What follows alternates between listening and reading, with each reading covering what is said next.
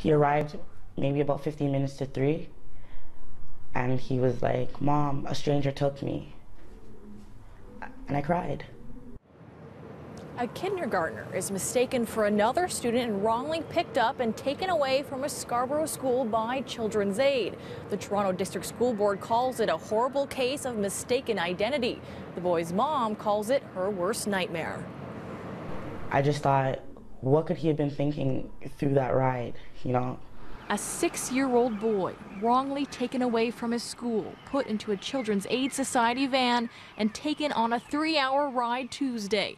His mother says it wasn't until she got an automated call from his school telling her that her son was not in class that anyone knew something was wrong.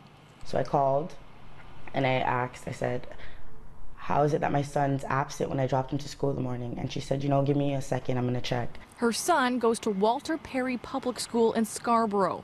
The mother says she was then told by staff the boy's grandmother had picked him up, something she knew was impossible. I nearly fainted about 4 times, and that's when I started to make my walk down to the school. The Toronto District School Board says in reality, a driver for Children's Aid came to the school around noon and asked for a child only by their first name. 2 children attend Walter Perry Public School with that name. A staff member then assumed it was the woman's son and pulled him out of class, telling him his grandmother was waiting. He went, and once he seen that, he stated that that's not my grandmother. He said that's when, therefore, the driver took him by the arms and brought him to the car and roughly placed him inside the vehicle. We're not naming anyone in order to not identify the child in care of the CAS.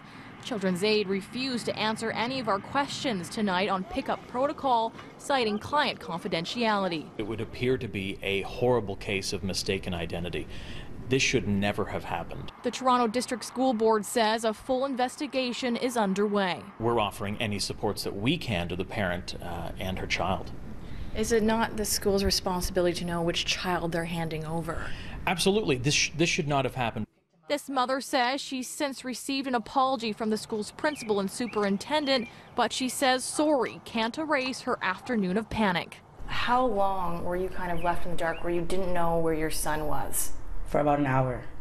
And how'd that feel? At that point, I felt like I failed my son, because no matter what, it's my responsibility to keep him safe.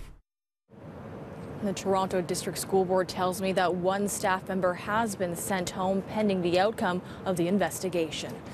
Now, a City News viewer shared this story with us. If you have a news tip, here's how you can get in touch with us.